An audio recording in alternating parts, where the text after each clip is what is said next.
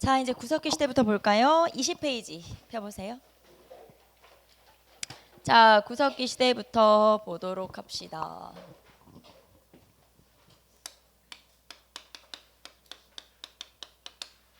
일단 시기부터 확인을 좀 해야 되겠죠. 항상 시기부터. 첫 번째 구석기 시대는 70만 년 전부터. 70만 년 전부터예요. 자, 그러면 구석기 시대가 70만 년 전부터 인 걸 어떻게 알았지? 자, 구석기 시대가 우리나라 구석기 시대가 70만 년 전인 건 어떤 유적을 발견했더니 그 유적이 연구해 보니까 70만 년 전 유적이 가장 오래된 거였기 때문에 우리나라도 70만 년 전부터구나라는 걸 알 수 있었죠. 그 증거가 거기 보시면 단양 금굴 유적이라고 나와 있어요. 그러니까 단양 금굴 유적은 우리나라에서 발견된 구석기 유적 중에서 제일 오래된 거겠죠. 말하자면 옛날 거. 그래서 그게 바로 70만 년 전 유적인 단양 금굴 유적인 거죠. 그래서 단양 금굴 유적을 통해서 알 수가 있다. 그게 이제 시기. 두 번째, 자 그러면 우리 앞에서도 얘기했었듯이 구석기 시대는 되게 길다고 했잖아요. 시기가 그 긴 시간 동안 예를 들면 뭐 도구를 써. 그럼 한 가지 도구만 쓴 건 아닐 거 아니에요. 도구도 계속 발전하고.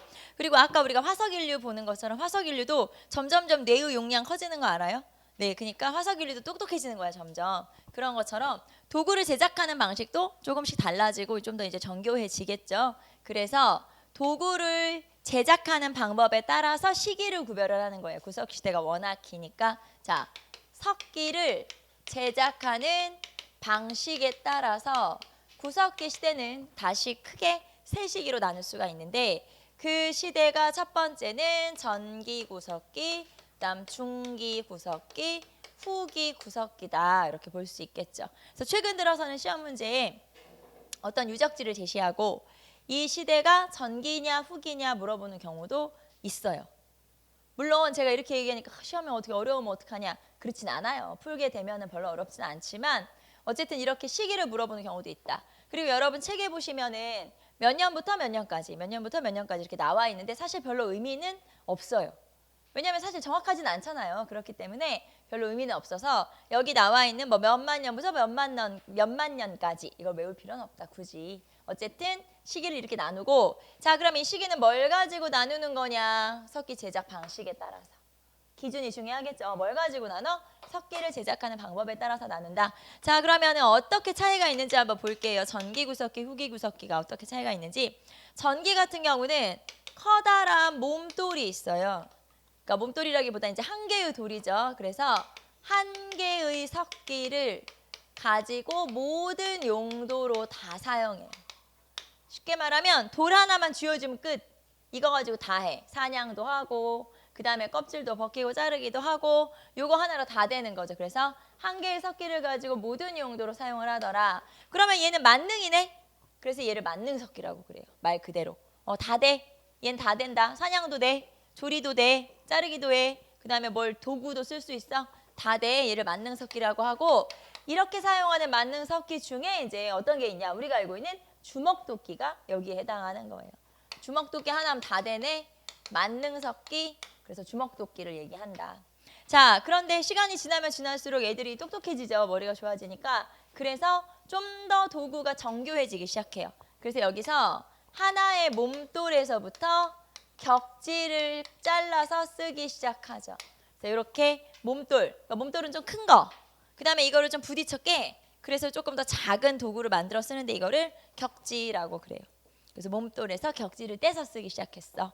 이런 시대가 이제 중기구석기고 그 다음에 후기구석기 같은 경우는 이거를 좀 더 정교하게 다듬은 돌날격지라고 하는 걸 사용해. 돌날격지라고 하는 걸 사용하는데 이 돌날격지를 만들어낼 때는 이런 거를 사용해서 쐐기라고 하는 걸 대서 좀 더 정교하게 만든 돌날격지를 가지고 사용하고요. 그 다음에 이런 돌날격지는 대량으로 생산하는 게 가능해졌어요. 그러니까 구석기 시대에도 석기 제작소가 생겼어요. 여기서는 석기만 만들어. 그래서 여기에서 돌을 이렇게 깨고 해가지고 좀 더 정교하게 비슷한 거를 여러 개 만들 수가 있게 된 거예요. 그런 시대가 바로 여기. 그래서 후기 구석기에는 돌날격지. 자 보시면 여기서는 한 개로 다 쓰죠. 그 다음에 여기서는 격지. 여기는 돌날격지. 그래서 좀 더 점점점 도구가 정교해지는구나. 자, 그 다음에 쐐기라고 하는 건 뭐냐면 쐐기는 이렇게 생긴 나무 못 같은 거예요. 요거를 이제 못이라고 생각하고 이렇게 바위 같은 데다가 대고 이렇게 뭐 잘라낸다거나 아니면 쪼아낸다거나 할 수가 있는 거죠. 이런 걸 쐐기라고 하고, 그 다음에 이 후기구석기에 사용된 가장 대표적인 도구가 뭐냐? 자, 요거를 쓴배찌르개라고 하고요. 자, 그 다음에 여기 아까 중기에서는 용도별로 사용하기 시작해요. 그래서 도구의 이름이 이제 다양해져요. 예를 들면 자, 찌르개, 찢개. 지금 제가 얘기한 찌르개, 찢개 어디다 사용하냐면 사냥용 도구예요. 찌르개, 찢개. 자, 그 다음에 긁게, 밀개. 긁게, 밀개는 조리용 도구예요. 그 다음에 새기개, 이거는 공구예요. 지금 제가 뭘로 구별한 거냐면 이름으로 구별한 거죠. 이렇게 용도별로 사용하기 시작한 게 중기구석기 시대에, 그리고 돌날격지를 만들었는데 대량으로 가능한 것이 후기구석기, 그리고 여기에 해당하는 가장 대표적인 도구가 쓴배찌르개인데, 자, 쓴배찌르개는 어떻게 생겼냐면 여러분 사진에 한번 쓴배찌르개 볼까요? 자, 쓴배찌르개는 어디 있냐면요. 22페이지를 먼저 한번 넘겨볼까요? 거기 보시면 쓴배찌르개가 나와 있어요. 쓴배찌르개에서 이름이 좀 특이하죠. 쓴배가 이렇게 생겼다고 칩시다. 요게 이제 쓴배찌르개예요. 제가 지금 뭐 좀 그렸는데 쓴배라고 하는 게 무슨 뜻이냐면 자루라는 뜻이거든요. 자루는 이렇게 예를 들면 이렇게 생긴 도구가 있다고 칩시다. 그러면 이거를 보통은 어떻게 사용하냐면 밑에다가 이렇게 나무 같은 걸 엮어서 사용하죠. 그러면 나무로 묶었다고 칩시다. 그러면 요 안으로 들어가는 부분이 있잖아요. 그쵸? 요 안으로 들어가는 요 제가 지금 노란색으로 그려놓은 게 안으로 들어간 거죠? 이게 쓴배, 자루. 그래서 자루가 달린 또는 쓴배가 달린 요런 석기를 우리가 쓴배찌르개라고 하고, 자, 쓴배찌르개 딱 보니까 얘는 어디다 쓰는 걸까요? 용도가 뭐예요? 용도. 창. 그쵸? 딱 보니까 창이죠? 쓴배찌르개는 창의 용도로 사용하는구나 라는 걸 알 수가 있어요. 그래서 쓴배찌르개라고 하는 게 이제 후기구석기 거구나 라는 걸 알 수 있죠. 자, 그래서 좀 전에 우리가 전기구석기, 후기구석기, 그 다음에 이제 중기구석기 이렇게 나누는데, 사실 중기보다는 이제 후기에 쓴배찌르개를 사용했다는 거, 그거를 좀 알아두시면 되겠고요. 자, 그 다음에 여러분은 21페이지로 이제 넘겼으니까 21페이지 볼까요? 21페이지 보시면 구석기 시대의 유적지가 나와 있어요. 자, 구석기 시대 문제가 좀 되게 어렵다, 내가 풀기가 좀 어렵네 라고 여러분이 느끼면 그 문제는 유적지를 가지고 나오는 거예요. 사실 구석기 어려울 일이 뭐가 있겠어요.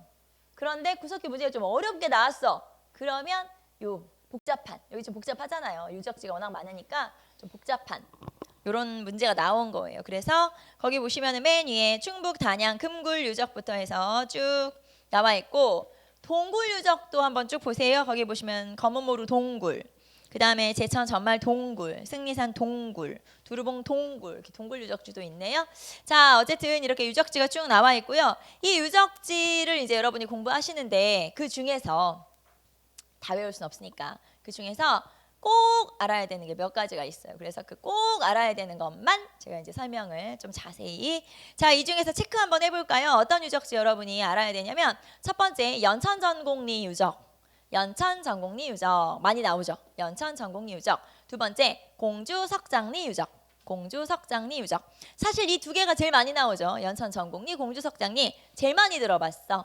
요게 이제 요 유적지고요. 자, 그 다음에 밑으로 쭉 내려가시면은 우리는 자, 후기구석기로 넘어갈게요. 거기에서 청원 두루봉 동굴, 제가 이거 설명할 거예요. 지금 제가 3개 얘기했죠.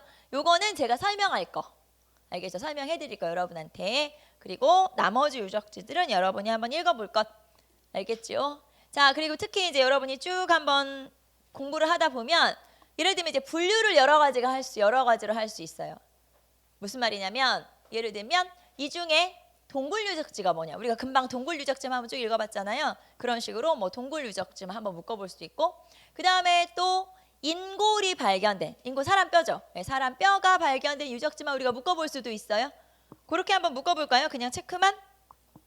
자, 거기 보시면 어떤 게 있냐면 덕천 승리산 동굴 있죠. 덕천 승리산 동굴도 여기서 사람 인굴이 나왔고요. 그냥 그 다음에 단양 상시리 바위그늘도 사람 나왔죠. 사람. 그쵸? 그 다음에 우리 조금 이따 보게 될 청원 두루봉 동굴 사람 나왔죠. 이런 식으로 인골이 발견된 것만도 한번 묶어볼 수가 있어요. 무슨 말인지 알겠죠? 그래서 여기가 지금 좀 복잡하니까 또 이런 것도 있죠. 한반도에서 가장 먼저 발견된 거냐? 북한에서 먼저 발견된 거냐? 뭐 해방 이후에 남한에서 먼저 발견된 거냐? 그렇게 묶어볼 수도 있어요. 무슨 말인지 알겠죠? 그래서 이게 워낙 유적지가 많으니까 여러분이 이렇게도 한번 묶어보고 이렇게도 한번 묶어보고 공부를 해보는 거예요. 무슨 말인지 알겠죠? 그리고 이제 제가 여러분한테 설명할 거는 아까 그 세 개. 세 개는 조금 더 자세하게. 자, 그러면 우리는 연천전곡리 유적부터 한번 보도록 합시다. 자, 1970년대였어요. 이거를 누가 발견했냐면 어떤 주한미군. 그러니까 우리나라에 주둔하고 있던 미군이 자기 여자친구랑 여기 연천전곡리가 강가거든요. 강변이에요. 데이트하기 딱 좋죠? 데이트하고 있었어요. 근데 어느 날 이 강변을 걷다가 지나가다가 이제 뭘 본 거야. 그 뭔가가 뭐냐? 돌이었어요. 돌. 석기. 석기를 봤는데 이 석기가 이 주한미군이 볼 때 되게 독특했어요. 그래서 이 사람이 이걸 찾아낸 거죠. 말하자면 발견을 한 거죠. 그럼 이 사람이 이걸 어떻게 알았지? 이게 좀 독특한 유물이라는 걸 어떻게 알았지? 이 주한미군이 우리나라에 오기 전에 전공이 고고학이었어요. 좀 보는 눈이 좀 달랐겠죠. 그래서 이 도구를 발견하게 된 건데, 그럼 이게 뭐냐면, 자, 양날 주먹도끼예요. 말하자면 양날 핵석기라고도 얘기하는데, 이게 이제 양쪽에 날이 달린 그런 주먹도끼를 발견을 한 거예요. 그런데 이 발견이 정말 중요한 발견이었어요. 그냥 단순히 주먹도끼 하나 발견한 게 아니에요. 이게 왜 의미가 있냐면 이렇게 생긴 애는 그전에는 어디서만 발견됐었냐면 유럽에서만 발견됐었어요. 아시아 쪽에서는 이렇게 생긴 애가 없었어요. 자, 그래서 여러분 거기 보시면 얘를 뭐라고 하냐면 여러분 책에는 아슐리안계 주먹도끼라고 나올 거예요. 이렇게 생긴 애가 아슐리안계 주먹도끼고요. 그 다음에 이 아슐리안계 주먹도끼가 원래는 어디서만 나오냐면 유럽에서만 나왔다고 했죠. 그래서 이론이 하나 생긴 거예요. 이렇게 생긴 애들은 유럽에서만 나와. 이런 이론이 있었어요. 그게 모비우스의 학설이었어요. 모비우스의 학설, 메비우스의 학설 이렇게 표현하는데 이게 이제 이런 내용이죠. 그래서 뭐 내용을 조금 들어보면 지금 제가 그린 게 인도예요. 인도를 기준으로 해서 서쪽으로 오면 여기는 이 동쪽으로 오면 아시아죠. 그 아시아 쪽이고 인도를 기준으로 해서 서쪽으로 가면 이제 유럽, 서양 쪽이죠. 말하자면 자, 요렇게 생긴 주먹도끼, 아슐리안계 주먹도끼는 이 유럽의 서쪽에서, 그러니까 인도의 서쪽, 유럽에서만 나온다. 아시아에는 없어. 근데 이게 그냥 단순히 이건 유럽에서만 나와 이런 이론을 나타내는 게 아니고 이게 살짝 약간은 인종차별 및 이 유럽인들의 우월주의 약간 이런 게 섞여 있는 거예요. 말하자. 너네는 없지? 우린 있어. 약간 이런 개념이라는 거예요. 그래서 그게 이 모비우스의 학설이었는데 이거를 연천 전곡리 유적이 발견되면서 깨버린 거죠. 파기. 그렇기 때문에 이 고고학계를 한번 뒤집어 놓은 거예요. 우리나라뿐만 아니라 세계적으로. 그래서 그게 연천 전곡리 유적이고 이 연천 전곡리 유적이 우리나라에서 발견된 이후에 이 아시아 주변에서 나왔어요. 또 여러 개. 그래서 이게 아니구나, 깨졌구나 라는 걸 알 수 있는 게 바로 연천 전곡리 유적이고요. 자, 하나 더 여러분이 확인해야 될 건 그럼 연천 전곡리 유적은 구석기 중에 무슨 구석기 유적인가요? 전기 구석기 유적이죠. 그것까지 알겠죠? 그것까지. 연천 전곡리 전기 구석기 유적이구나 까지 알아두시면 돼요.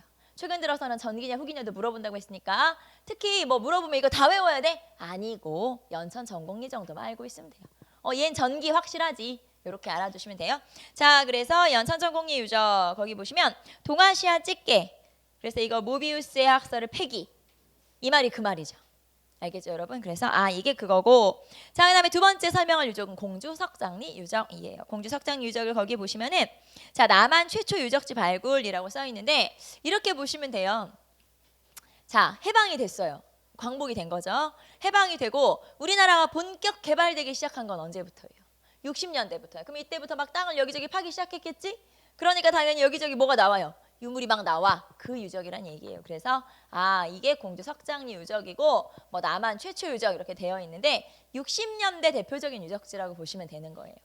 자, 그다음에 이 공주 석장리 유적은 이제 어떤 의미가 있냐면은 원래는 일제시대 때 우리나라에도 구석기 유적이 나왔었어요.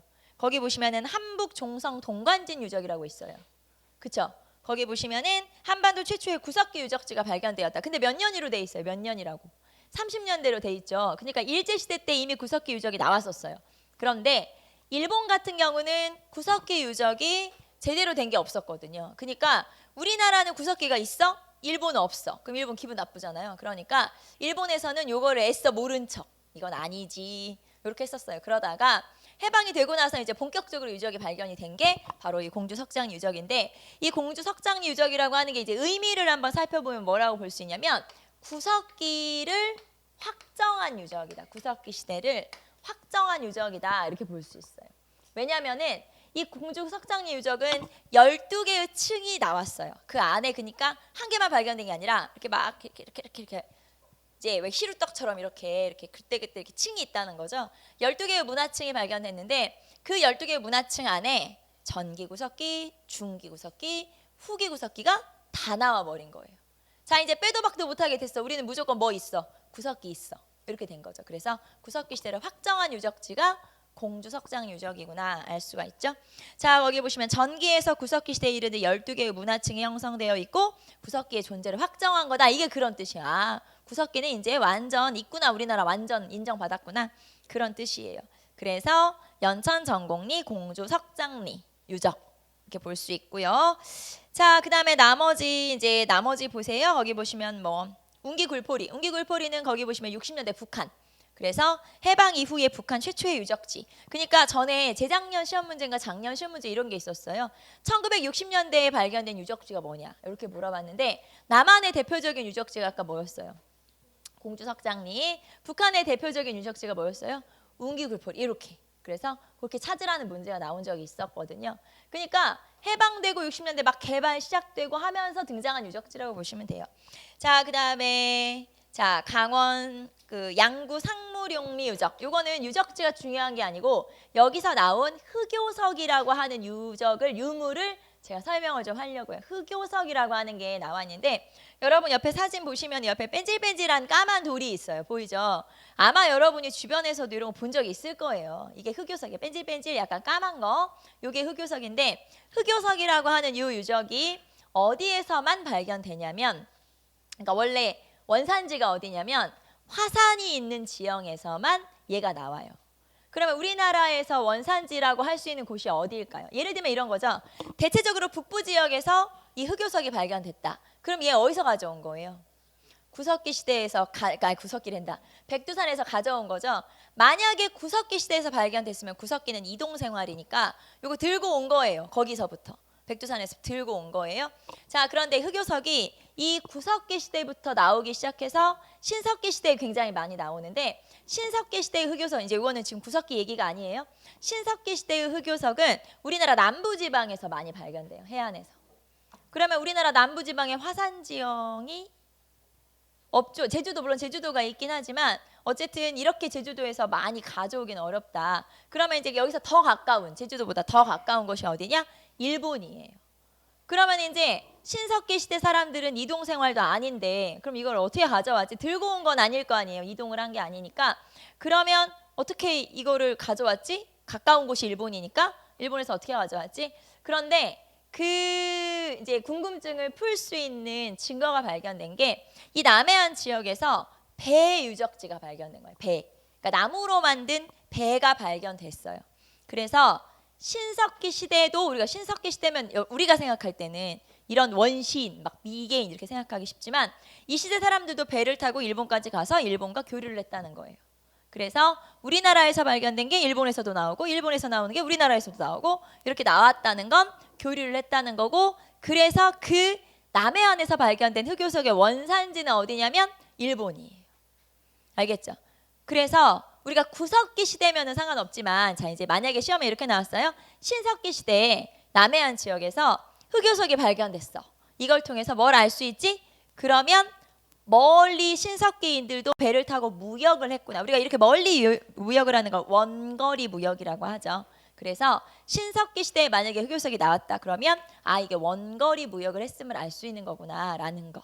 그리고 그 흑요석이 구석기 시대에는 여기 보시면 양구 상무룡리에서 나왔다라는 거니까 이건 별로 중요한 건 아니고요. 흑요석이라고 하는 유물이 그런 성질이 있다라는 것만 알아두시면 되겠죠. 자, 그 다음에 밑으로 쭉 내려오셔서 뭐 나머지 단양 상실이 뭐 충북 단양 수양계 다 읽어보시고요. 우리는 청원 두루봉 동굴 여기를 한번 가보도록 할게요.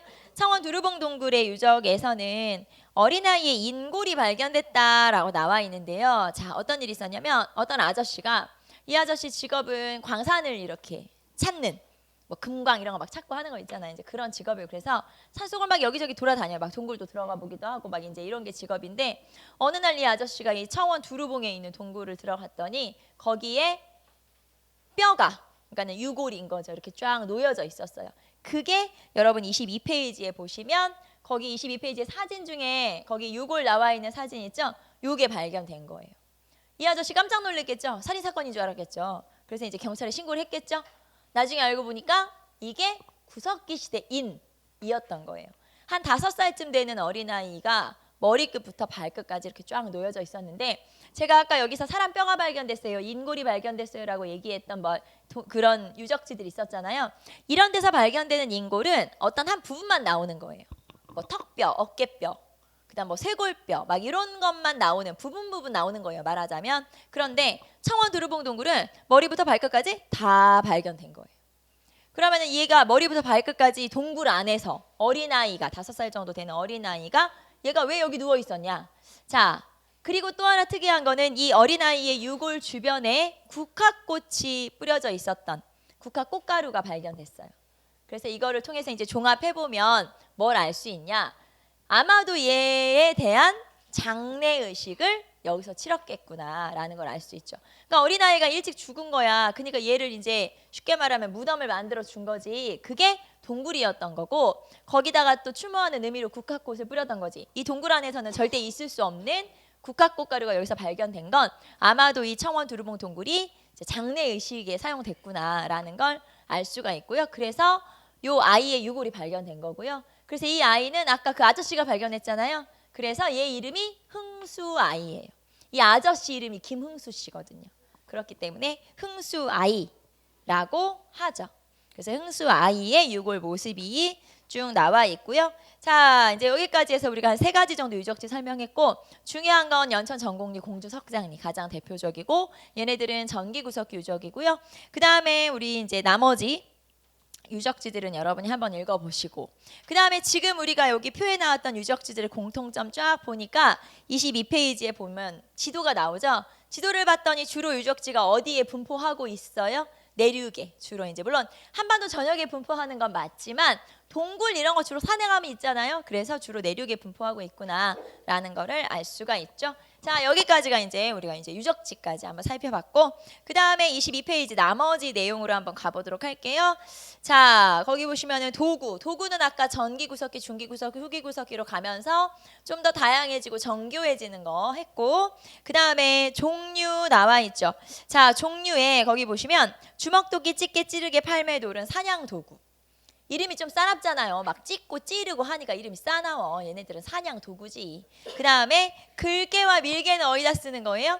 조리용 도구지. 왜냐면 긁어서 죽이거나 밀어서 죽일 순 없잖아요. 사냥은 아닌 거지. 얘네들은 조리용 도구구나 알 수가 있고요. 그 다음에 이제 새기개, 공구. 뭔가 이제 만들 때 쓰거나 하는 그래서 이런 식으로 이름을 우리가 구별할 수가 있고 이제 사진도 한번 나와 있으니까 보시고요. 자, 그다음에 경제생활. 사실 구석기 시대 경제생활은 너무 간단하죠. 뭘 해서 먹었겠어? 잡아 먹었겠지. 그래서 사냥, 채집, 어로 생활을 했고 자, 만약에 사냥, 채집, 어로를 내가 지금 이 지내고 있는 이 지역에서 다 했다. 먹을 게 없어. 그러면 이제 옮겨 다녀야 되겠죠. 그래서 이동 생활을 했구나라는 것도 알 수가 있죠. 자, 그래서 경제 생활은 사냥, 채집, 어로. 그 다음에 그럼 이제 내가 옮겨 다녀야 되는데 막 집을 정교하게 막 예쁘게 지을 수는 없잖아요. 그러니까 주로 이 사람들은 어디 살아요? 일단 자연적인 동굴이거나 아니면은 바위그늘이거나 바위그늘 같은 경우는 이런 거예요. 그냥 큰 바위가 있어. 그러면 안으로 이렇게 약간 아늑하게 들어간 부분이 좀 이렇게 있기가 좋잖아요. 살기가 좋잖아요. 그럼 여기 이제 바위그늘. 그리고 이거를 만약에 나뭇가지 같은 거 막 뜯어가지고 문을 막거나 해서 약간 이제 어설프지만 뭘 만들었어. 이게 이제 막집이 되는 거예요.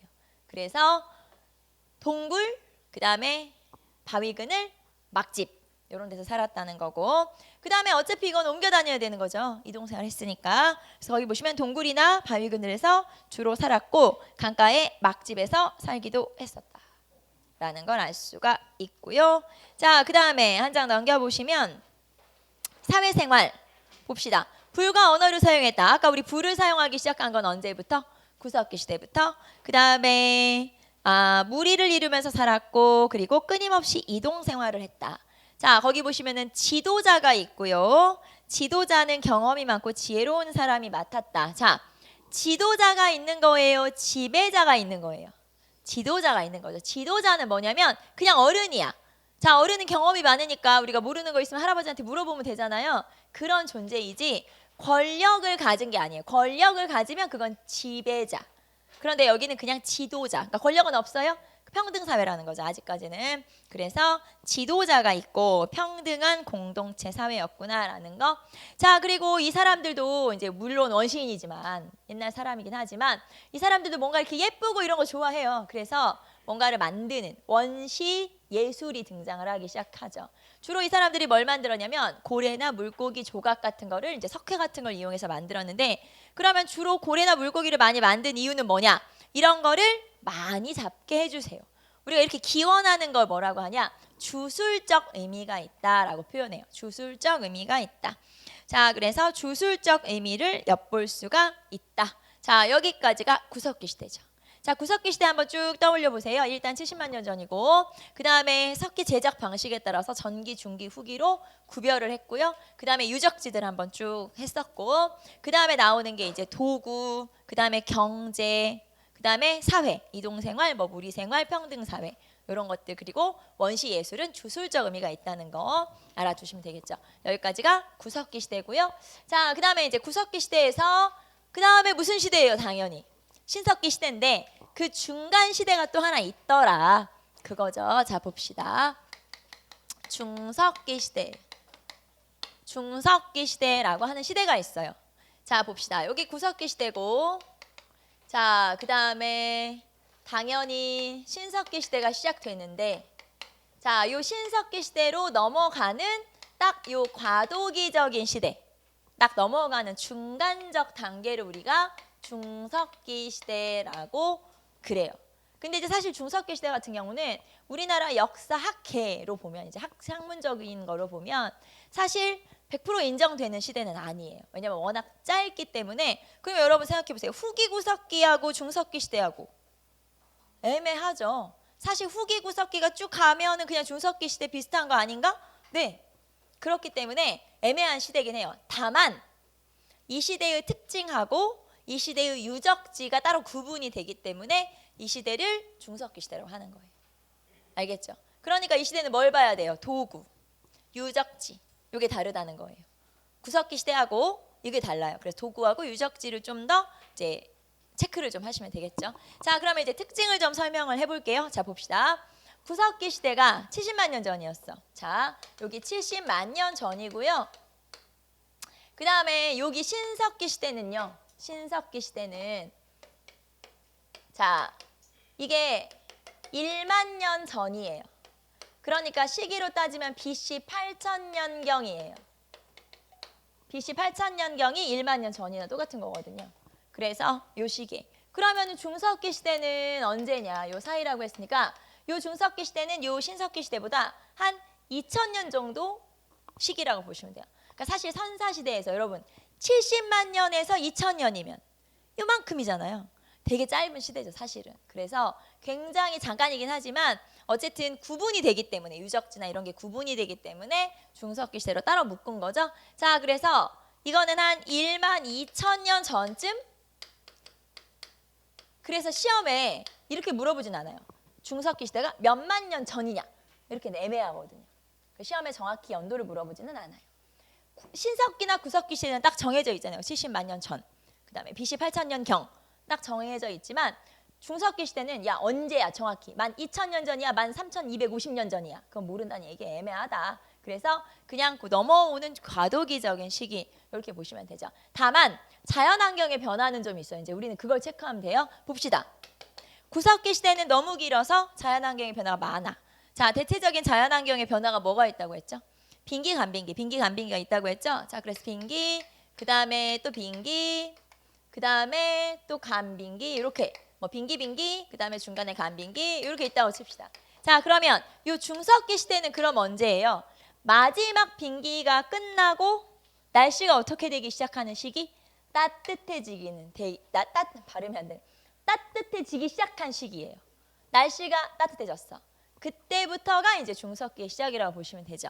자, 그러면 정리를 한번 해볼까요? 자, 중석기의 특징이 뭐야? 첫 번째 중석기의 특징은 기온이 상승했어. 날씨가 따뜻해졌구만. 그럼 이때부터 뭐가 시작돼요? 이제 간빙기가 시작되는구만. 이렇게 보시면 되고. 자, 그러면 기온이 상승하면 자연환경이 변화해서 기온이 상승하면 어떤 일이 일어나냐? 자, 보통 우리가 빙기라고 하면 사람이 다 못 살아. 너무 추워가지고. 이런 시대가 아니에요. 사람 살아요. 그래서 사람이 사는 시기인데 다만 어떻게 생각하면 되냐면 우리나라 한 중위도쯤 되죠. 여러분 알죠? 중위도쯤 되는데 이 중위도쯤 되는 우리나라는 사계절이 뚜렷하잖아요. 지금 현재는. 그거는 간빙기. 그러면 빙기는요? 우리나라도 그게 극지방에 가까워. 날씨가 되게 추워. 그래서 지금보다 평균 기온이 10도 이상 아래로 내려간다고 생각하시면 돼요. 그럼 추운 날이 계속되는 거죠. 많이 지속되는 거죠. 그런 시대가 빙기예요. 그래서 이 빙기는 우리나라까지 극지방에 사는 추운 지역에서 사는 애들이 우리나라까지 내려와 살고 있어요. 그러니까 막 이런 애들 있잖아요. 이름으로만 들어본 등치 크고 막 털 많은 뭐 맘모스, 매머드 막 이런 애들 이름으로만 들어본 동화책에서만 봤던 그런 애들이 우리나라까지 내려와 살았던 거예요. 근데 우리나라 날씨가 기온이 바뀌면서 따뜻해졌어요. 그럼 얘네들은 어떻게 해요? 추운데 찾아서 위로 이동하면 되죠. 그러면 그에 따라서 우리나라에 이제 누가 오는 거예요? 따뜻한 지역에 살던 적도 지역에 살던 따뜻한 지역에 살던 애들이 우리나라까지 기온이 따뜻해졌으니까 올라오는 거예요. 그래서 어떤 애들이 이제 우리나라에 살게 된 거냐? 여우, 사슴, 뭐 쥐, 토끼, 뭐 이런 애들 있죠. 이런 애들이 이제 우리나라에서 살기 시작한 거예요. 자, 그러면 두 개의 차이점이 뭐냐? 두 개의 차이점은 크기가 어떻게 된 거예요? 작아져 버렸지. 동물의 크기가 작아진 거예요. 그래서 자, 기온이 상승하자 우리나라는 어떤 일이 벌어졌어? 작은 동물이 많아졌어. 이런 뜻이. 동물이 작아졌네. 자, 그러면 동물이 작아지면 얘네들 사냥할 때 어떻게 해야 되냐? 작은 좀 더 정교한 이런 도구를 사용해야 돼요. 그래서 두 번째는 도구예요. 자, 그러면 도구는 뭘 사용해? 작은 거, 정교한 거 이런 걸 써야 되는데 도구가 짜잘해졌네. 그래서 이거를 잔석기라고 그래요. 도구가 짜잘해졌구나. 잔석기라고 그래요. 자, 이런 걸 잔석기라고 하죠. 그럼 잔석기는 한 5cm 정도 되는 또는 5cm, 3cm 막 요 정도 되는 작은 애들이고 이런 애들은 요 하나를 가지고 손에 쥐고 사냥할 수는 없잖아요. 그러니까 어딘가 묶어서 쓰거나 꽂아서 써야 되는데 이런 거를 이음 도구라고 하는 거예요. 그래서 잔석기와 이음 도구를 사용한 거죠. 자, 요 시대가 중석기 시대예요. 그래서 여러분이 기억해야 되는 건 요거겠죠? 잔석기와 이음 도구가 중석기 거구나. 이렇게 알아두시면 돼요. 그러니까 화살촉 뭐 이런 거 있잖아요. 그런 막 작은 도구들. 자, 그 다음에 이제 여기서 구별되는 게 아까 뭐라고 그랬냐면 유적이 구별됐다 그랬죠. 그래서 유적지는 아까 우리가 구석기 시대 유적지 했잖아요. 중석기 시대 유적지가 있겠죠. 신석기 시대 있고 청동기 시대 있고 철기 시대 있고 시대별로 유적지가 다 달라요. 그렇기 때문에 우리들은 최소한 이 유적지 중에 꼭 알아야 되는 한 두세 개 정도는 알고 있어야 되겠죠. 뭐가 딱 나왔어. 구석기구나. 이렇게 알 수 있을 정도. 무슨 말인지 알겠죠? 아예 모르면 안 된다는 거예요. 왜냐면 시기 구분을 안 되니까. 그래서 최소한 시기 안에 한 두세 개 정도는 꼭 알고 있어야 돼요. 이거 딱 철기 시대. 이거 청동기. 이건 중석기. 이렇게 딱 구분은 해야 돼요. 무슨 말인지 알겠죠? 다 외우지는 못하더라도. 자, 그래서 유적지 보시면은 자, 거기 보시면은 이제 우리가 책으로 볼 건데 홍천 하와계리, 그다음에 거창 인불리, 그다음에 통영 상로대도 도갯더미 최하층, 그다음에 뭐 운기, 부포리 뭐 이런 데가 있어요. 북한 같은 경우는 자, 뭐 평양 뭐 이런 데가 있죠. 그래서 우리가 유적지 한번 책으로 보도록 할게요. 거기 보시면은 운기, 부포리, 평양, 만달리, 통영, 상로대도, 조계더미, 최하층, 홍천, 하와계리, 거창, 인불리. 자, 이거를 다 물론 외우면 좋지만 이거를 다 외울 수는 없으니까 나중에 이제 여러분이 이제 뭘 쉽게 말하면 이제 뭔가 스킬이 있어야 되겠죠. 말하자면은 여기는 그냥 앞에 지명만 외워도 상관없죠. 왜냐면 겹치는 게 별로 없어요. 통영 유적지는 다른 데 잘 안 나와요. 중석기야. 거창, 우리가 쭉 한번 신석기 시대부터 철기 시대까지, 구석기부터 철기 시대까지 보면 거창 유적지는 어디 있어? 중석기. 그렇게 외우시면 돼요. 그러니까 막 풀네임으로 외우지 말고 무슨 말인지 알겠죠? 이렇게 외우시면 되죠. 그래서 거창, 통영 나오면, 홍천 나오면 중석기 시대구나. 이렇게 생각하시면 되죠. 다만 북한 지역의 유적지는 겹쳐요. 운기 굴포리 있고 운기 부포리 있고 평양 만달리 있고 평양 남경 있고 그래요. 그렇기 때문에 여기는 그렇게 외우면 안 돼요. 무슨 말인지 알겠죠? 남한에 있는 유적지는 지역 이름만 외워도 돼요. 도시 이름만 외워도 돼요. 북한 거는 안 돼요. 겹치는 게 여러 개 있기 때문에. 그래서 여기서는 이제 남한 위주로 외우시고 앞에 플레인 말고 도시 이름으로 외우시면 되겠죠. 알겠어요? 네, 그렇게 정리하시면 되겠죠. 자, 그래서 중석기 시대 중요한 거는 유적, 그 다음에 도구, 이렇게. 유적, 도구. 자연환경은 뭐 여러분 당연히 알고 있는 베이스니까. 자, 그래서 중석기 시대가 이렇게 지나가고요. 그 다음에 이제 신석기 시대로 넘어가도록 합시다. 24페이지 보시면은 신석기 시대라고 나와 있죠. 자, 신석기 시대를 한번 보도록 할까요?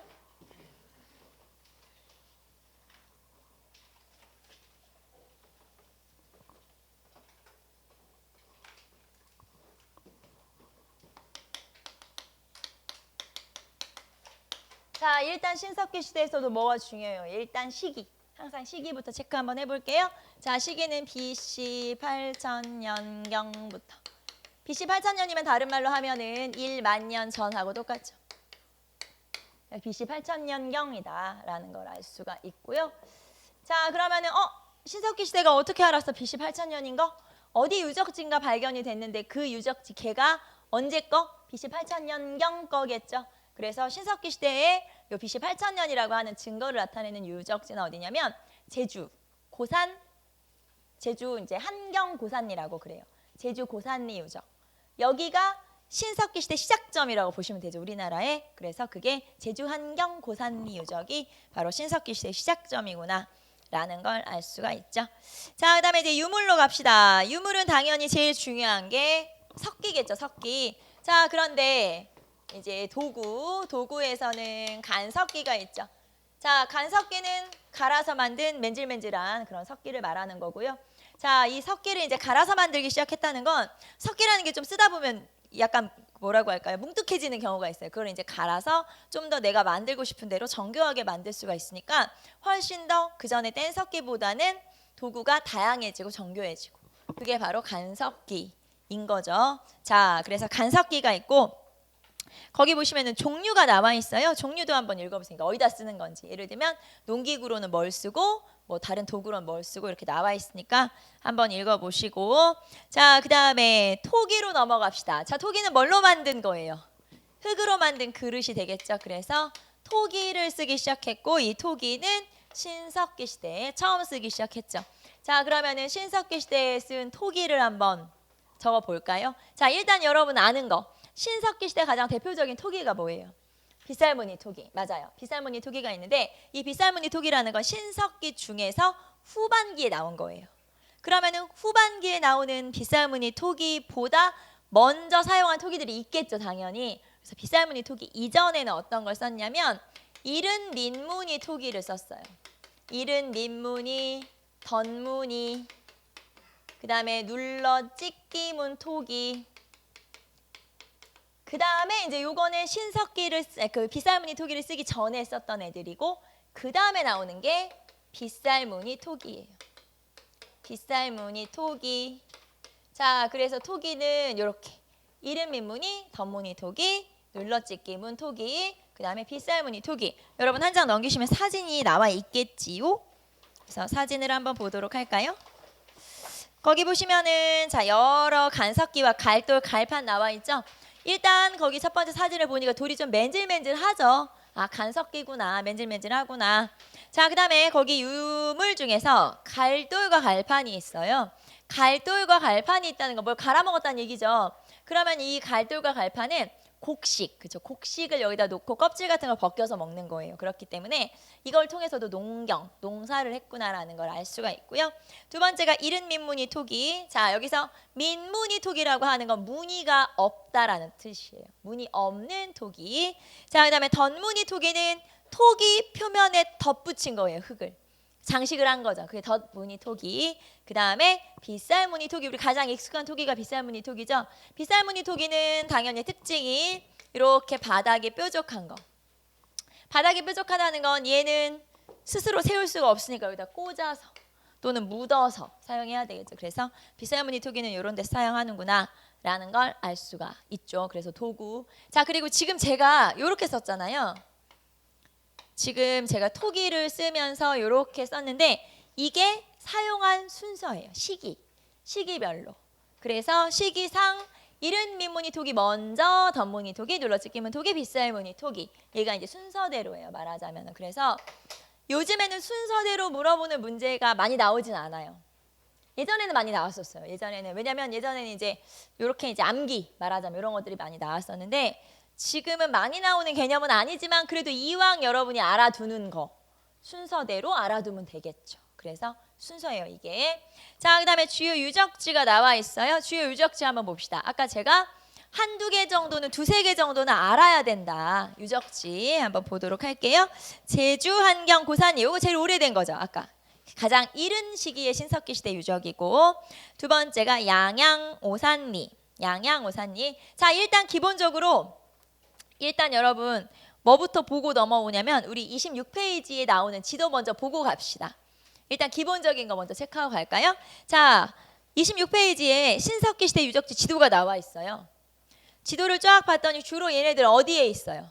강가나 해안에 위치하고 있다 라는 걸 알 수가 있죠. 자 신석기 시대 유적지를 봤더니 주로 강가나 해안이던데 이렇게. 그래서 일단 기본적으로 지금 우리가 25페이지 볼 건데 25페이지에 나와 있는 유적의 기본은 어디란 얘기예요? 강가나 해안이야. 일단 그쵸? 일단 강가나 해안이야. 자 그러면 25페이지로 다시 넘어오세요. 거기 보시면은 자 제주 한경 고산리 뭐 제주도는 당연히 바닷가고 그 다음에 양양 오산리 보통 우리가 양양 하면 어딘지 안 떠오를 수가 있어요. 양양이 어디야? 강원도. 그래서 아 이게 바닷가 쪽이구나. 이렇게 알아두시면 되고요. 여기는 지금 흙으로 빚어서 구운 사람 얼굴, 덧무늬 토기, 흑요석 이렇게 나와 있다. 흑요석 아까 어디서만 나오는 거니까? 화산 지역에서만 나오는 거니까. 그러니까 강원도는 북부지방이니까 얘는 백두산에서 왔겠죠. 이제 그 얘기예요. 자 그리고 부산 동삼동. 얘가 제일 유명하죠. 부산 동삼동, 서울 암사동 이런 애들이 유명해요. 자 부산 동삼동 봅시다. 초기부터 말기까지 형성된 조개더미 유적. 여러분 보통 우리가 이런 얘기 들어봤어요. 패총. 부산 동삼동에서 뭐가 발견됐냐면 패총이 발견됐어요. 패총이라고 하는 건 이게 조개패 말하자면 조개패자이고 총은 무덤이란 뜻이니까 이 당시에 강가나 바닷가 살았던 사람들이 사냥 채집어로 했겠죠. 그러면은 여기서 바닷가에 가서 뭐 잡아 먹었냐? 물고기 아니면 조개를 이제 채취해서 먹었을 거고 그거를 먹고 조개더미를 조개 껍질을 쌓아놓은 거예요. 나중에 어떻게 됐어? 무덤처럼 됐어. 이게 패총이에요. 그러니까 쉽게 말하면 신석기인들이 여기다 쓰레기 버린 거예요. 근데 그 안에 토기 조각, 그 다음에 먹은 짐승의 뼈 이런 것들이 거기 많이 나왔기 때문에 우리한테는 뭘 되게 많이 알려주는 그런 유적지가 패총인 거예요. 그게 어디 있어요? 부산 동삼동. 부산 동삼동 패총인 거죠. 자, 그래서 여기 보시면 조개더미 유적이라고 나와 있는데 아, 얘가 패총이구나 라는 거예요. 자, 그 다음에 일본산 흑요석기가 출토됐어요. 자, 이 남해안 지역에서 일본산 흑요석이 나왔어. 어디서 온 거예요? 이거는 일본에서 온 거죠. 알겠죠? 가깝다 그랬잖아요, 일본이. 그래서 일본에서 온 거구나. 자, 그럼 일본까지 갔다 왔어? 자, 원거리 무역이라고 했죠. 먼 거리 무역이라고 했으니까 그래서 원거리 무역을 했음을 알 수 있다라는 거죠. 자, 그 다음에 요 이제 남해안 지방 말고 약간 중부 지방으로 올라오면 가장 대표적인 유적지가 서울 암사동 유적. 그렇죠? 서울 암사동 유적이 있어요. 자, 다수의 빗살무늬 토기와 집터. 여기는 아예 집터가 발견이 됐어요. 그러니까 움집을 여기 가보면 서울 암사동 가보면은 움집을 복원해 놓은 게 되게 많아요. 왜냐면 여기 움집터가 되게 많이 발견됐거든요. 자, 그다음에 강원 고성군 무남리. 거기 보시면은 고성 무남리 유적은 신석기 시대의 밭 유적지가 최초로 나왔어요. 요거는 아직 시험에 나온 건 아니에요. 아직 시험에 나온 개념은 아니지만 거기 보시면 여러분 오른쪽에 되게 코딱지만하게 사진도 있죠. 거기 보시면 뭐 나오냐면 이게 밭 유적지예요. 근데 아직까지 우리나라의 밭 유적지는 어디 것까지 있으면 청동기 시대 밭 유적지까지만 있었어요. 얘가 발견되면서 신석기 시대 밭 유적지가 나오게 된 거예요. 그게 어디냐면 고성 무남리 유적이라고 하는 거죠. 그래서 고성 무남리 밭 유적이 나왔다. 여러분 이 사진도 잘 봐두세요. 아, 이런 거 나오면 이거 밭 유적지를 말하는 거구나. 쭉 한번 봐두시고 그게 고성 무남리. 자, 그다음에 봉산지탑리. 자, 봉산지탑리도 자 신석기에서 초기철기까지 이제 다양한 층의 유적이 나와 있는데 여기서 특이한 거는 탄화된 곡물이 나왔다. 여기 무슨 말이냐면 불에 살짝 그을린 잡곡이 나왔어요. 조나 피나. 그래서 요거 신석기 시대인데 살짝 불에 그을린 곡식이 나왔어. 농사를 지었구나 라는 걸 알 수 있는 게 바로 봉산지탄리 유적이죠. 그래서 이 중에서는 여러분이 부산 동삼동 패총, 그 다음에 서울 암사동 요 정도는 알아야 된다. 그 다음에 봉산지탑리 뭐 이 정도는 아 이게 신석기 시대 거구나 라는 걸 알아야 되겠죠. 자, 그 다음에 이제 움집으로 갑시다. 자, 움집이라고 하는 건 집인데 신석기 시대 사람들이 지었던 집이죠. 자, 봅시다. 자, 이 사람들은 농경을 했어요. 농경. 자, 신석기 시대의 뒷부분, 후기 신석기라고 이제 보통 우리가 얘기하는데 후기 신석기에 가면 이 사람들이 농사를 짓기 시작해요. 씨를 뿌리기 시작하죠. 그러면은 농사를 지어. 그럼 내가 수확을 한 걸 봐야 되니까 옮겨 다닐 수가 없잖아요. 정착 생활을 하게 된 거예요. 그래서 정착 생활을 하게 되면서 집을 짓기 시작해요. 그게 바로 움집이에요. 그래서 신석기 시대에 이제 움집이라고 하는 게 처음 등장을 하게 되는데 이 움집의 특징은 일단 몇 가지가 있어요. 첫째, 반지하예요. 자, 이 집 이름이 움집이죠. 왜 움집이냐면 움이라는 게 땅으로 파고 들어간 거를 움이라고 그래요. 그렇기 때문에 이렇게 땅으로 파고 들어갔어. 이게 움이야. 그래서 이 집을 움집이라고 하는 거예요. 자, 그러면 이 움이 얼마나 깊어? 한 1m 정도. 그러니까 반지하라고 볼 수가 있죠.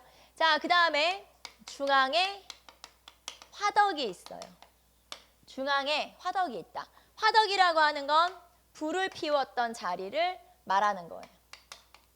자, 그러면 이 화덕을 가지고 뭘 했어? 음식을, 뭐 곡식을 익혀 먹거나 아니면 난방으로 쓰거나 그래서 조리나 난방으로 쓰던 이런 화덕이 이렇게 가운데에 위치해 있어요. 이게 이제 움집이고. 자, 그 다음에 자, 또 얘의 특징은 얘를 만약에 제가 이렇게 우리가 내려다본다고 볼 때 얘는 이 모양이 어떻게 생겼냐? 집 모양이 약간 타원형이에요. 약간 둥그랗다는 얘기죠. 자, 제가 타원형이라고 썼는데 이거를 이렇게 표현할 수 있어요. 모가 둥근 방형. 자, 이게 무슨 뜻이냐면 모서리가 둥글둥글한 방형은 뭐예요? 네모, 사각형. 그럼 결국에는 모서리가 둥근 사각형은 뭐예요? 타원형이지. 그렇죠? 그래서 타원형인 거예요. 원형에 가깝다라고 하는 게 얘죠. 자, 반지하 한 1m 들어가고 가운데 뭐 있어요? 불 땐 자리가 있고 그 다음에 얘는 둥그레. 그럼 이게 어느 시대 거구나? 신석기 시대 거구나. 그래서 이렇게 보시면 돼요.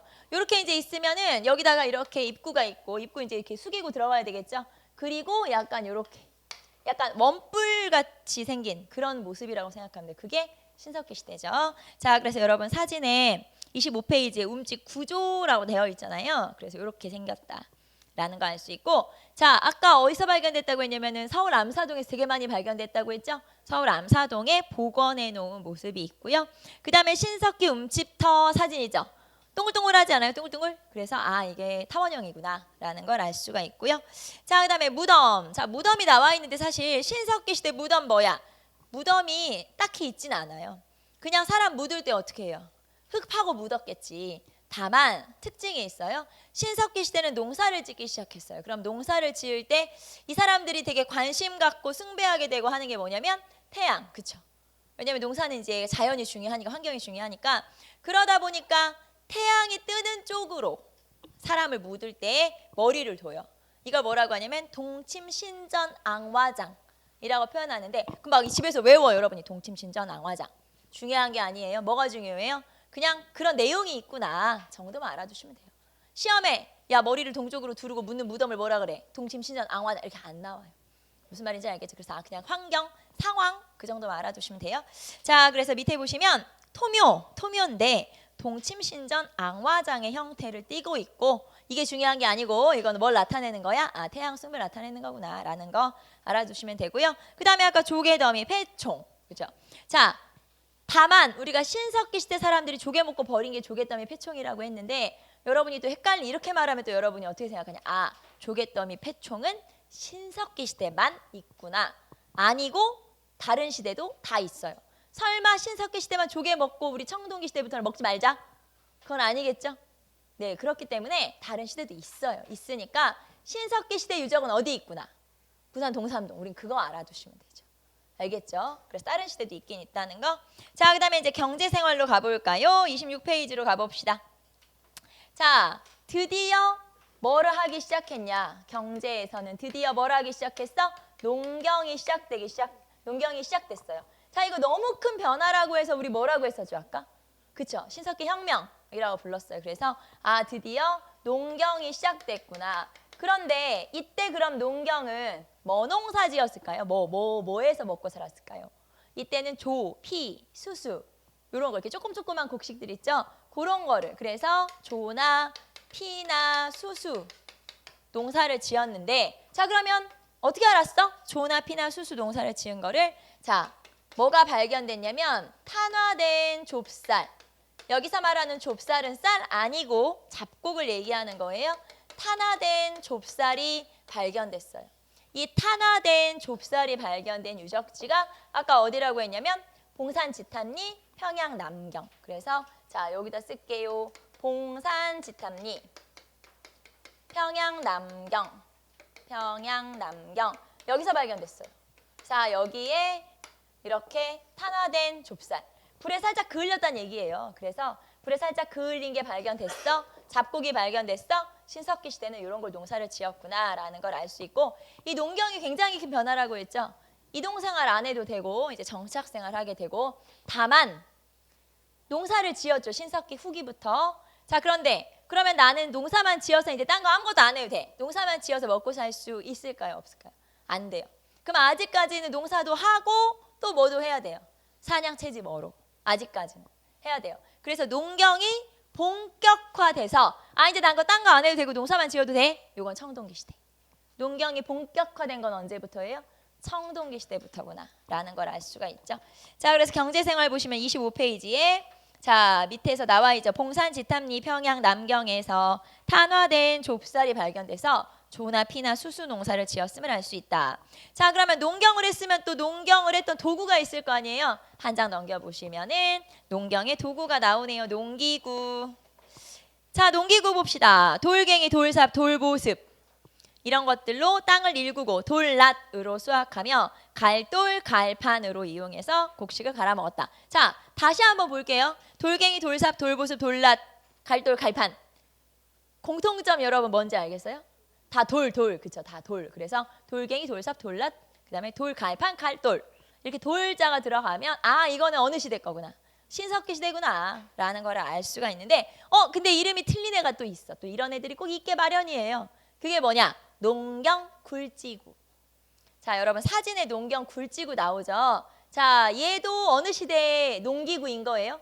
신석기 시대. 근데 얘는 이름이 좀 특이하지. 그래서 농경 굴지구 나오면 아, 이것도 신석기 시대구나. 돌 안 붙었어도 아, 얘도 신석기구나 이렇게 알아두시면 되죠.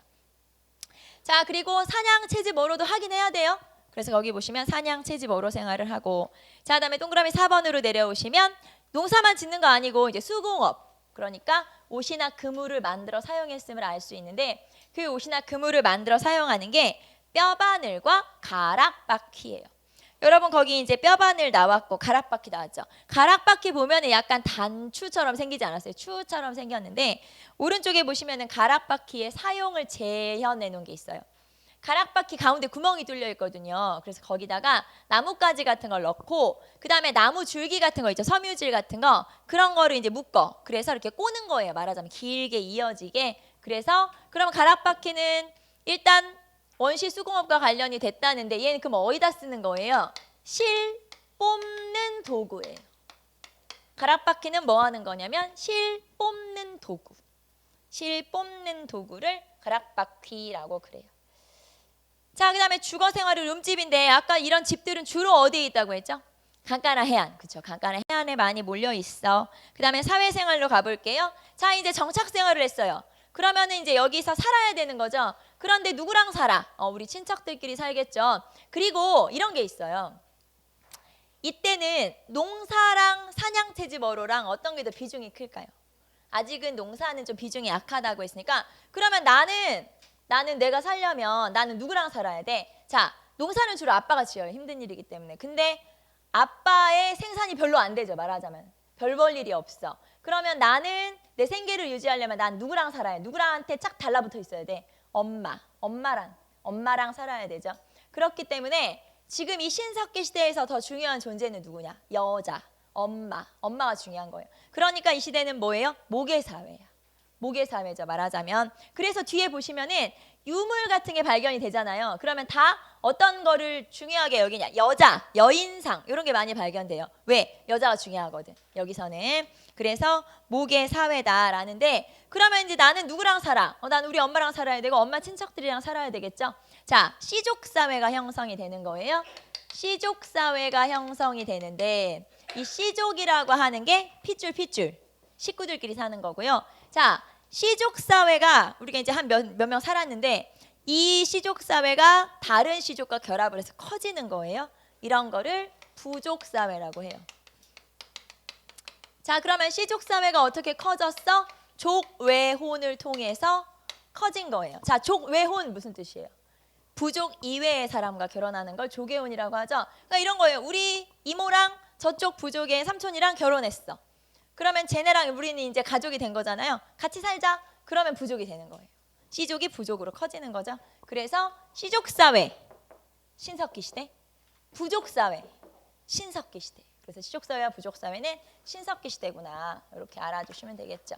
자, 그래서 거기 보시면은 부족사회를 형성하고 있고 그 다음에 거기 보시면 씨족마다 배타적인 경제활동의 구역이 있다. 무슨 말이냐면 자기 영역이 있다는 거예요. 우리 여기서부터 여기까지 여기 우리 영역이야. 그러면 이 안에서만 경제활동을 하는 거예요.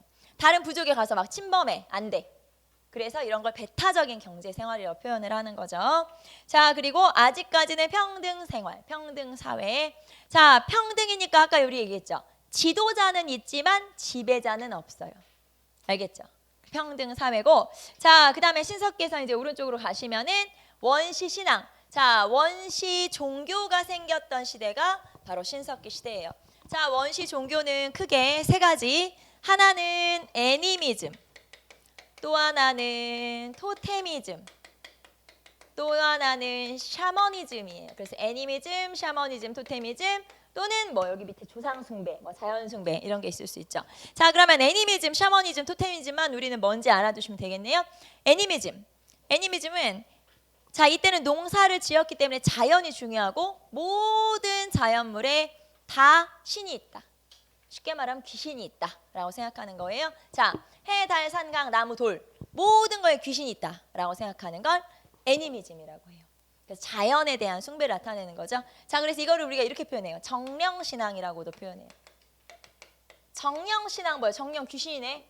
귀신이 다 있네. 신이 다 있네. 이렇게 생각하는 거. 그 다음에 토테미즘이라고 하는 거는 자, 여기는 특정 동식물을 숭배하는 거. 예를 들면 뭐 우리가 딱 떠오르는 거 특정 동식물 하면 곰, 부조, 호랑이, 곰, 호랑이 이런 거. 그 다음에 뭐 말이라든가 거북이라든가. 지금 제가 얘기하는 게 건국 설화에 나오는 것들이거든요. 그래서 그런 것들이 이제 특정 동식물을 숭배하는 걸 토테미즘. 그 다음에 샤머니즘은 샤먼이 뭐냐면 무당이에요. 무당. 그래서 무당이 또는 제사장이 신과 인간을 중간에 연결해주는 매개체가 된다. 이거를 샤머니즘이라고 하죠. 자, 그래서 애니미즘, 토테미즘, 샤머니즘 이런 것들이 있구나. 그리고 예술. 자, 밑으로 이제 예술 한번 볼까요? 흙으로 빚어 구운 얼굴 모습. 거기 보시면 얼굴 모습 나와 있는 토기죠, 토기. 그래서 이렇게 흙으로 빚은 얼굴상. 그 다음에 조개 껍데기 가면. 거기 중간에 보면은 조개 껍데기 가면 나와 있죠. 그 다음에 칠해거리라는 표현이 있어요. 거기 중간에 짐승의 뼈나 이빨로 만든 칠해거리가 있다. 칠해거리가 뭐냐면 쉽게 지금으로 하면 액세서리, 장식품이란 뜻이에요. 그래서 이런 이제 칠해거리가 이렇게 막 걸고 막 이런 거 있잖아요. 장식품 같은 거 막 목걸이 막 이런 것처럼 그런 거라고 보시면 돼요. 자, 그다음에 여성을 표현하는 것은 풍요와 다산의 상징이다. 자, 신석기 시대에서 중요한 건 엄마 아빠? 엄마. 그러니까 여인상이 많이 만들어지는 거예요. 신석기 시대는 뭘 만들면 뭐 이렇게 작품을 만들면 주로 여자. 알겠죠? 다산을 상징하고 풍요를 상징하기 때문에 그래서 여인상이 많이 나온다. 만약에 신석기 시대에 남성상 있다. 아니에요. 여성상이야 무조건. 그렇게 알아두시면 돼요. 자, 그래서 신석기 시대의 대략적인 모습 한 장 넘기시면은 신석기 시대의 변화라고 하고요. 그 한 장 넘기면 그림이 다음 장으로 넘어갔구나. 여기 그림이 보시면 새나 개의 머리, 여인상. 역시 여기도 사진 한번 봐두세요. 다 여자야. 여인상이야. 그래서 이렇게 보시면 되겠고 그 다음에 우리가 이제 지금 살펴봤던 선사시대 문화 신석기랑 구석기를 한번 비교해 놨으니까 이렇게 정리해 보시면 되겠죠. 자, 그래서 지금 우리가 구석기, 중석기, 신석기 여기까지 정리를 했어요. 자, 이제 점심 먹고 와서 나머지 청동기, 철기 그리고 뭐 고조선 이렇게 쭉 넘어가도록 할게요. 자, 점심 맛있게 드시고 이따 봅시다.